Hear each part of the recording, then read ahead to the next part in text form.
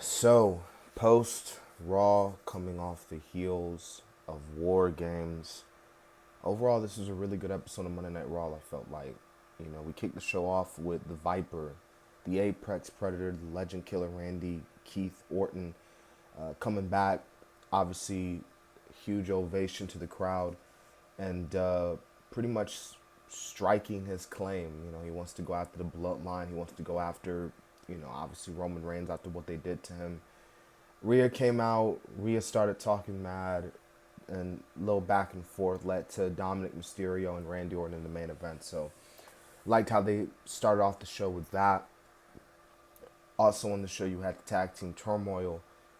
Overall, the turmoil was pretty good. I thought. The Creed brothers did win the match. They defeated uh, Imperium in the finals. So it's gonna be the Creed brothers versus the Judgment Day. I think next week on Raw, something like that. I don't know if they said specifically when, but they get a shot at the title. So there you have it. There. Um, Bronson Reed took on Ivar. This is a big man slapping meat type of match. So if this was your type of foreplay, then you definitely were into it. I thought the finish to the match was good. The double count out, you can argue that both men necessarily didn't really need to lose. And considering how they did it and the brawl at the end, it further sets up an even bigger match. So with the way things were going, maybe we might get a false count anywhere match, maybe a no DQ match in the future.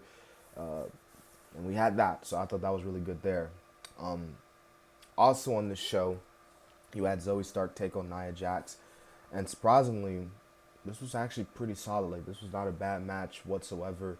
Um, Nia Jax obviously won the match, so I don't really see anybody really beating her anytime soon. She could definitely make a case to where she can go after, the women's champion Rhea Ripley. God forbid she challenges Rhea Ripley for the title at Royal Rumble even. But next, speaking of the Rumble, you had Cody Rhodes come out. He cut a promo and he declared he was the first wrestler to declare for the Royal Rumble match. And the lights go out. Shinsuke Nakamura. All these weeks we've been hearing about who Shinsuke talking about. Shinsuke's been talking about a certain someone, and we've been trying to figure out who he's talking about. Well, obviously he's talking about Cody Rhodes. He came out, he missed him, and looks like we're getting a Shinsuke Nakamura and Cody Rhodes feud. For the especially a little bit before the Rumble. I don't mind it. It gives them both something to do. Shinsuke and Cody. That should be a good match. Considering what happens there. So really looking interesting for that case. We did have the women's titles on the line. I would probably say that was the only match that I was like it was kind of like my bathroom break somewhat, but hey, the women got an opportunity to be on the show tonight, so it's better than sitting and catering. And it was Chelsea Green and Piper Niven retaining their titles against Natalia and Tegan Knox. Also on this show, Seth Rollins came out, and you obviously had to take a little dig at Pepsi Phil, but Drew McIntyre came out. McIntyre, he was like, "I'm putting Jey Uso in the past. I want an opportunity at the World Heavyweight Title." And Rollins was like, "I hate to bust your bubble, bro, but Jey Uso's getting an opportunity." So next week, Jey Rollins for the world title. McIntyre was not happy about that whatsoever. He attacked Rollins. Jey Uso came out, and we had that little segment. I thought that was a nice little segment there. And, Jey Uso and Rollins, that should be a really good match. Definitely next week. Now, the main event was Randy Orton versus Dominic Mysterio. I thought this match was pretty good. I did not care too much.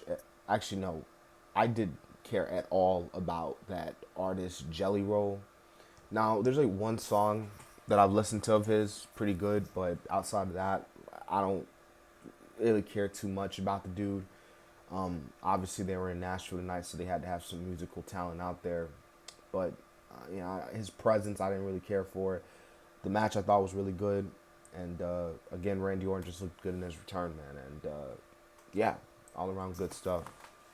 Now, the main event, the main segment was the return of CM Punk. CM Punk with a live microphone. They've been talking about it all night. Over 70 million social media views or whatever crazy stuff.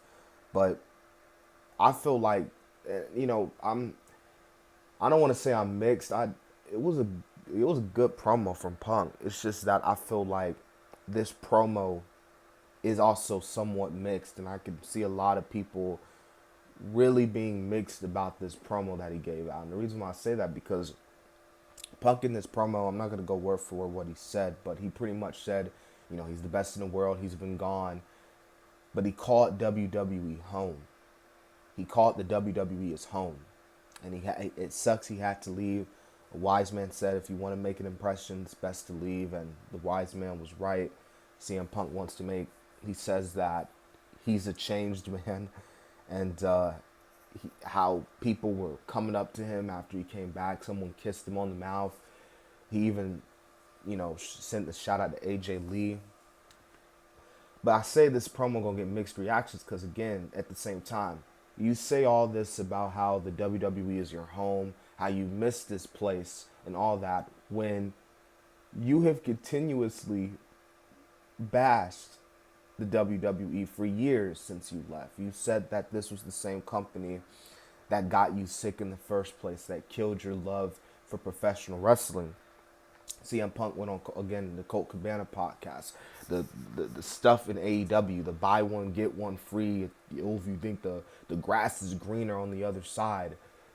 So that's why I say this promo is going to get a lot of mixed reactions. Now, we've seen many people leave the WWE, come back. You know what I mean?